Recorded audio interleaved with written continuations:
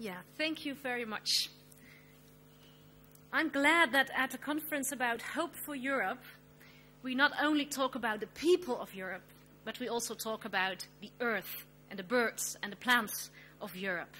Because Hope for Europe and Hope for the Future has everything to do with hope for the earth as well. And when we talk about ecology, care for the environment, care for the earth, it has not really been an issue among the Christian church, has it? And particularly among the evangelicals. For long, it has been kind of two different themes. And there's a book written by Dave Bookless. It's called Planetwise. Dave Bookless is the director of Russia UK. Russia is an international Christian organization for care for the earth, care for nature. And he has written in his book 4 kinds of reactions Christians give to him when he talks about care for the earth. And there are a small group who says, well, talking about care for the earth, it's a bit risky. It's New Age or it's left-wing. We'd better not talk about it as Christians. There's another group who says, well, it's not relevant, really. We must save souls, not seals. And I must say, in the 15 years I worked for Time to Turn and other projects, I've heard this argument often from Christians. It's about souls, but I think it's about souls and seals. A third reaction is probably the most common reaction, is kind of a secondary reaction. Well, you have your hobby, I have mine. You're good in praying, you're good in evangelism. Well, you're good for caring for the earth. Well, it's all right. But I think the fourth reaction is maybe, I think, what we find in the Bible, and that is that care for the earth is an integral part of Christian life. As Christians, we're all involved in prayer, and some are more, but we all have prayer as a mission.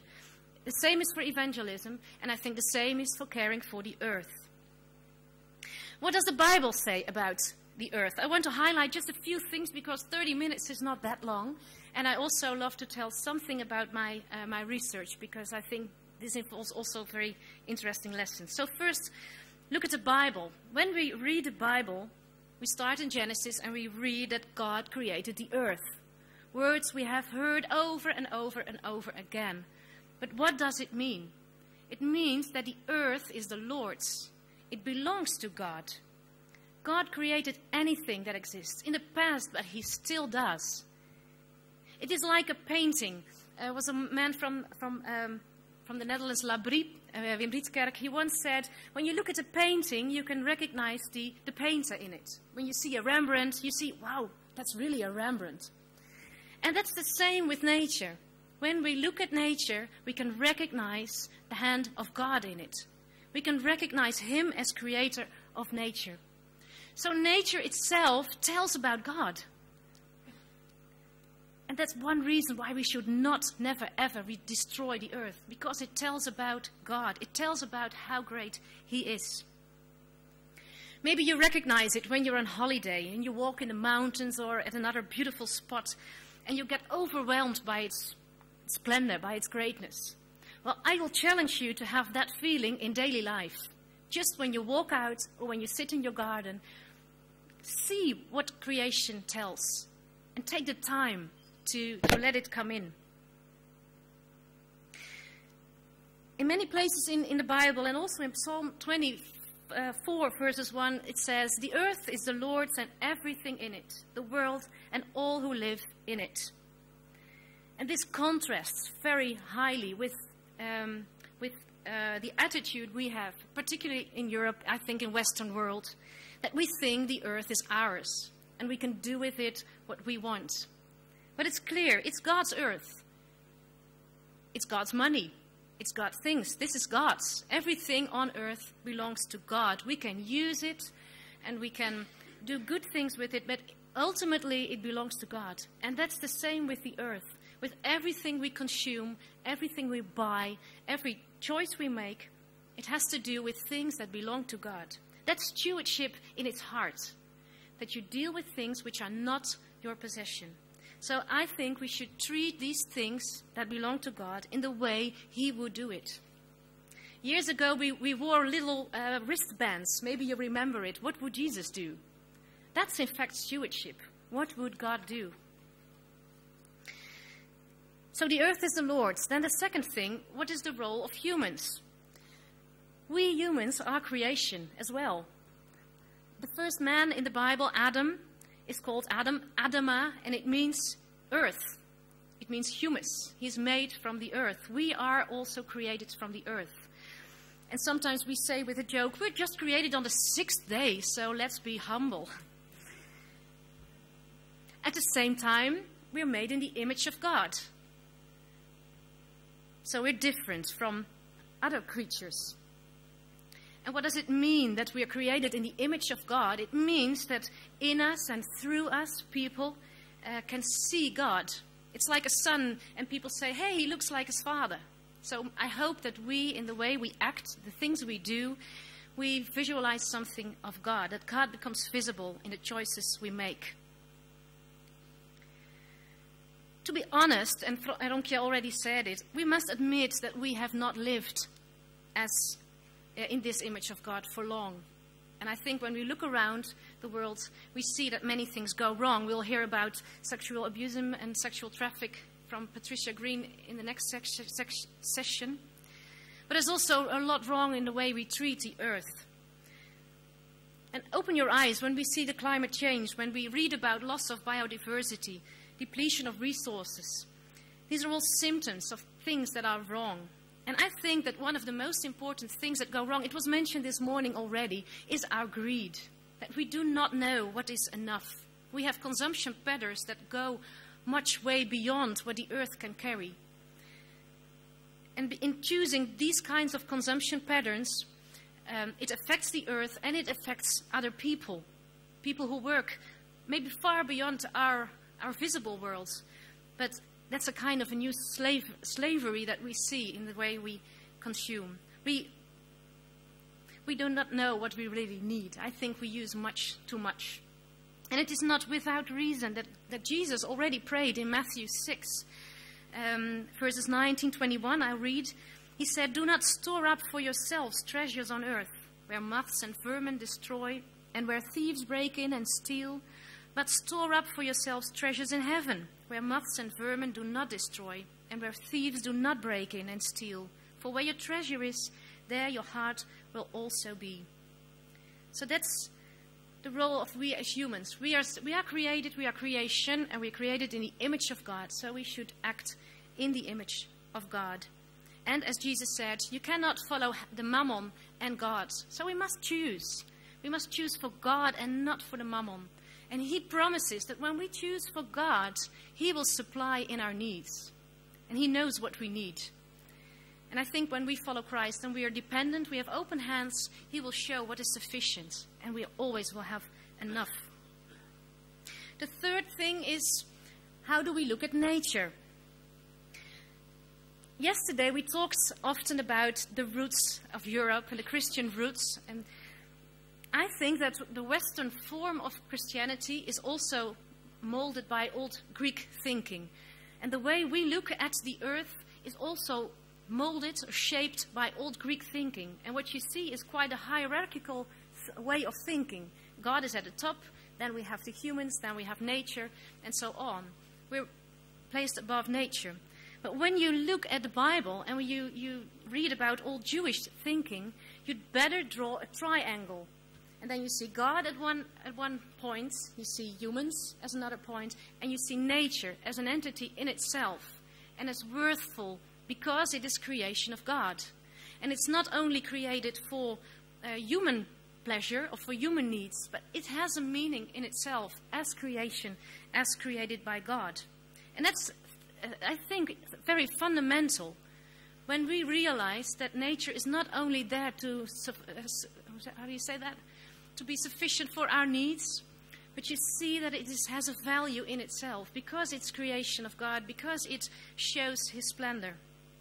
So it has a right, it has a value to be there, even if it does not have a direct meaning for us as humans.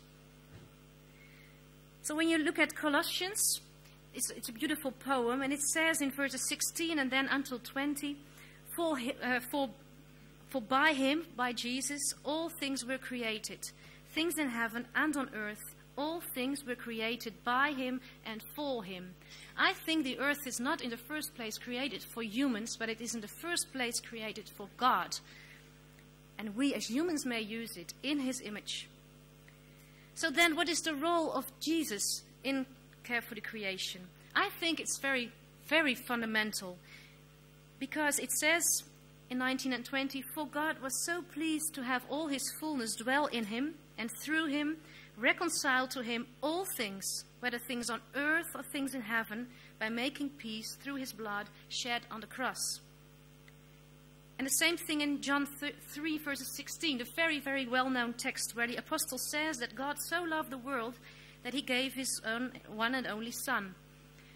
It says he so loved the world. We often say he so much loves me and you, which is true, but the original word is cosmos. For God so much loved the cosmos, his world, that he gave his Son. We see in these texts that Jesus came to reconcile all the earth with him. Not only humans, but he came to reconcile all the earth, all creation with him.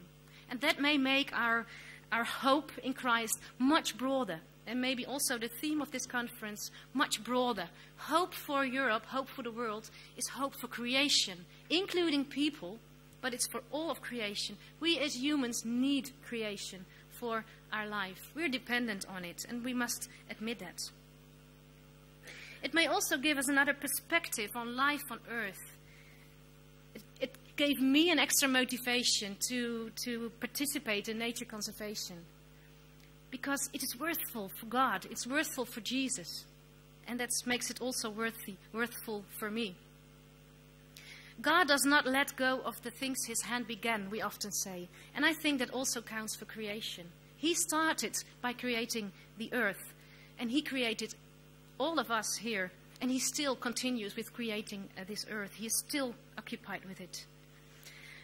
Then, when we look at the earth around us, we see all the problems. We see all the things that are fundamentally wrong. We as Christians have a story of hope. And that story is not that we can solve all these problems, but we do know that the cause of these problems are deeply within us. The cause is that we do not care for the earth, that we do not care for other people, that we buy things that are made far beyond us, where people do not even have good water and good food to eat. It has to do because there's something wrong inside us. We choose for ourselves. We choose for money. It's selfishness. It's greed. And we know that only Jesus can take that away and can heal that. So even environmental problems can be saved ultimately when we realize that God is the owner and the creator, and that we should converse ourselves and also converse our way of life to Christ. And this has implications for our lifestyle. That's why it's often not a very popular story to tell about nature. Many people are happy to hear about the beauty of nature, but are not very happy to hear about that their lifestyle should be changed. But I think that is really needed. When we look at the European, about the Western lifestyle, we really, really have to be serious and to admit that things have to be changed. We should use less material, less energy, because it has gone beyond what the earth can carry. And the poor people and the rich people, the difference between these groups are growing still. So it's really needed that we come up for justice and we come up for the earth. Something about stewardship, about the word stewardship. Where have I it? Here. The word stewardship comes from the word oikonomos. Maybe you heard that word before. It means caretaker of the house. It's a word, in fact, that in the Old Testament is not related, is not used anyway in the Old Testament. It's only used in the New Testament for people taking care over the house or over talents or other things. We use this term often for environmental care, and I think it's a good word if we talk about what is the house we have to take care of. And since we are living in a more and more globalized world, I think this house we should take care for has become the global world. Are we then responsible for all things that go wrong? I don't think so, because that's too big. But we are responsible for the things we do ourselves, for the choices we make ourselves, and the consequences of the choices we have made. So I think we should think about all choices we make and the effects of it on the earth, on other people. And that is stewardship, to take care of the house, to take care of the earth we use, about the people who live in that house and we have relationships with. When I was preparing for this, and I was asked to write something in the little book on hope for Europe, I was also thinking about what happened about 200 years ago with Wilberforce. You might have heard about him. What is happening, what I was thinking is, why have we not seen it for so long as Christians? Why for so long environmental care has not been a subject in the church? Why is it that we're so focused on human relations, which are good, on other themes related to people and not to the earth? Why is it? And I read the story about Wilberforce, and I saw the movie, as many of you might have seen. What he did in his time was calling attention on the terrible injustice of slavery. And during his time, people had accepted slavery as something which was not bad in itself. Even within the church, people said that it was not wrong in itself, and they even had theological arguments for it. And what he did his whole life, was telling the people, and telling in Parliament and also in the church, that they have seen it wrong, and that slavery was wrong, also could not be justified from the Bible. And maybe we are standing before such a change again, that we have read the Bible, we have overread all these verses on the earth, that we have overread the meaning of texts like John 3 verses 16, that we have always read it with glasses that focus it on people. But if we start to read the Bible from the Old Testamentic view, from the way the people lived then we shall understand that it includes the earth. For God, it's, I think, not two separate things. Of course, as humans, you have another role, but you're also creation.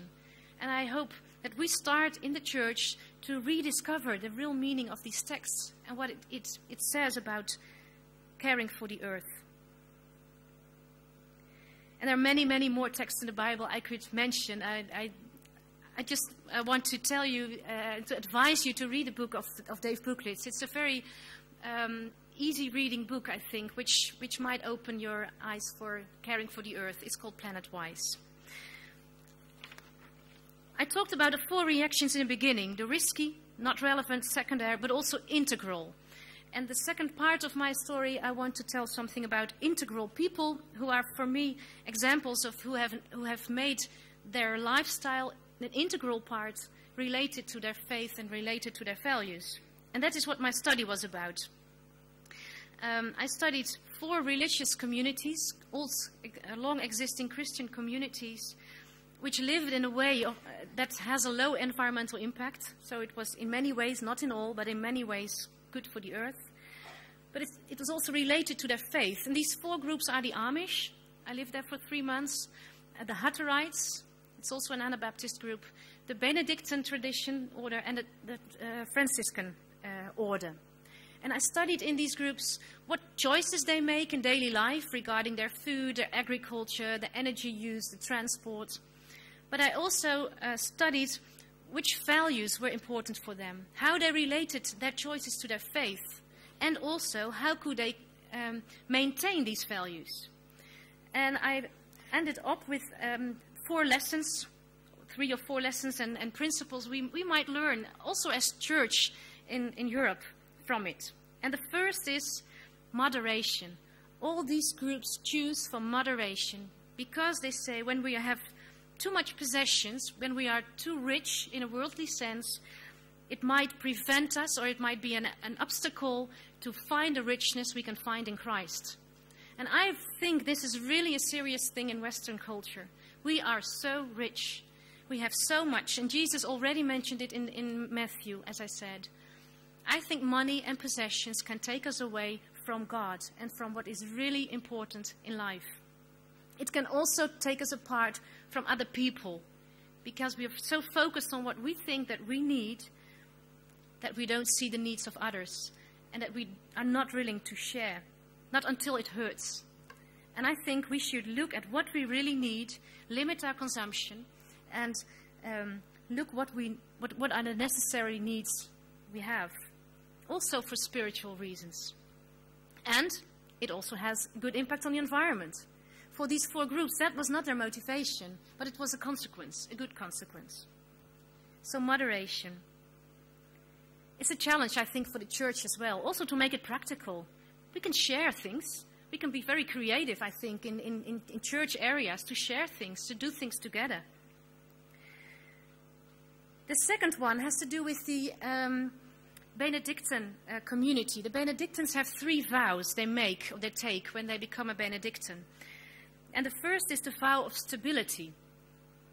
A Benedictine monk or nun who comes to the order takes the vow of commitment to the local place, not only to the religious thoughts, but also practically, physically to the place. And maybe that's also a challenge for us as local churches. Are we committed to the place the local church is? Or are we traveling miles and miles and miles just to have the service, and miles again back to our houses? Are we committed to the place we are as church? And also as individuals, are we committed to the place we live? Do we take care of the people there? And also, do we take care of the environment there? I know churches who just are active in picking trash or cleaning up parks. And these are also symbols of the richness of God. A third one is reflectiveness, and that was something I really found at the Amish. Many people think that the Amish have not changed in 200 years, and I must say that is not right. I found the Amish as a community that was really reflective, not so much in an intellectual way, but in a very practical way.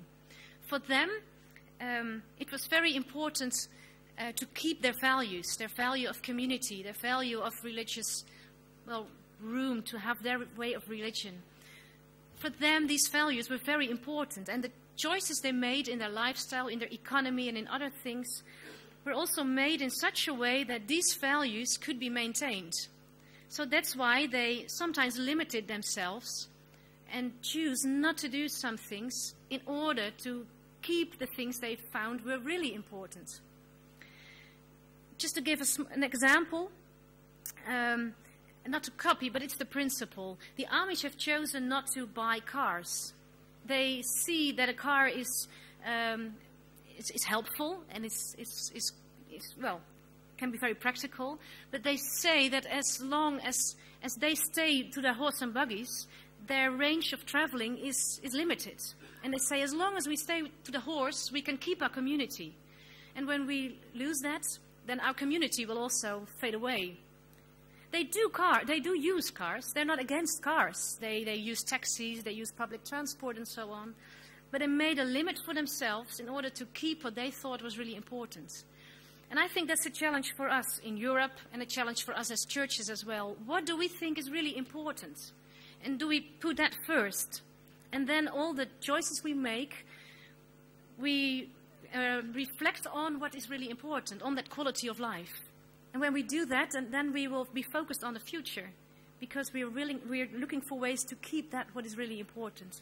And so to say no sometimes to things which are good in itself, but might be challenging what is really important. And the last one is the role of the community in this. All these 4 communities say we need a community to keep this. Without community as individual, it is so hard to do that. Well, we as Christians know that. But you need a community, you need other people to help, to focus on what is really important, and also to help you to make these choices. And regarding stewardship, I think the community can do a lot of things. Practically, in sharing things, sharing cars. Why not a car share project in the church?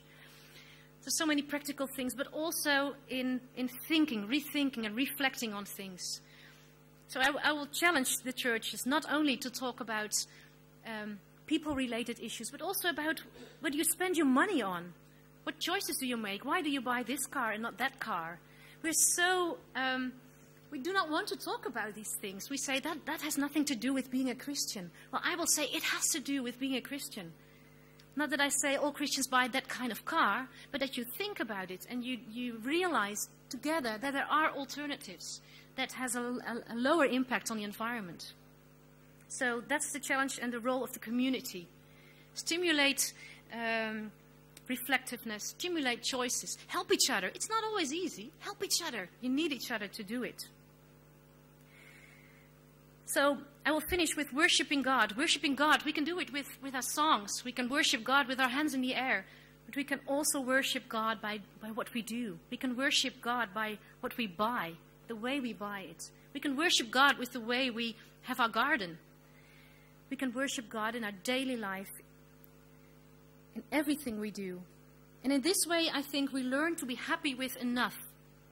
We learn to be happy with what is sufficient, to share with others, to preserve nature in order to let it grow and blossom for our Creator.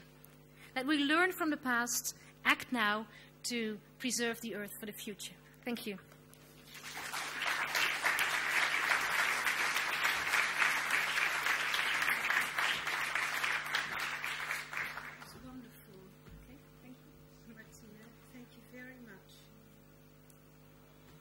Is there anyone who has a burning question for Martine?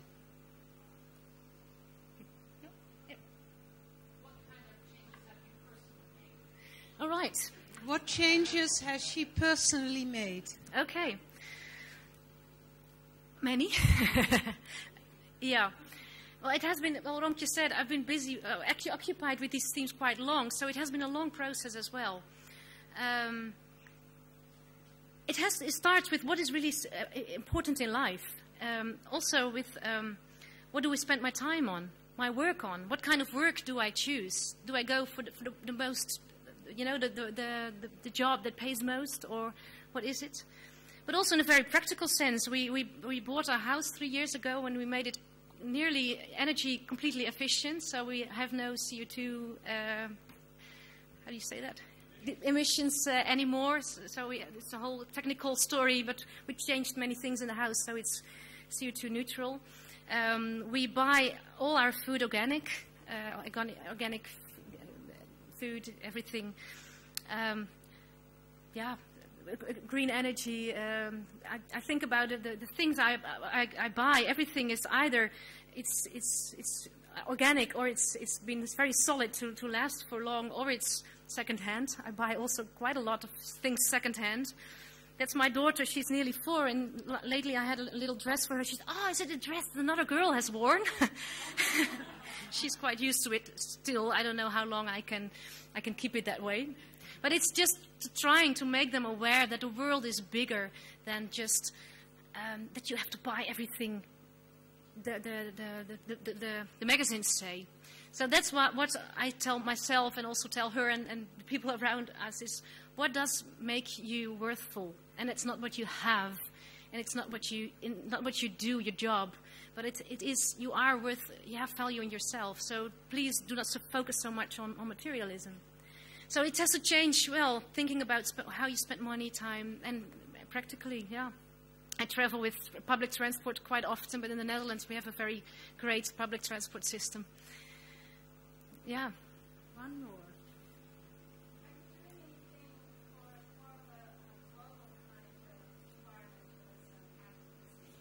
Yeah, with Russia. Sorry. The question is, do you also do something globally? Well, it is in participating in Russia.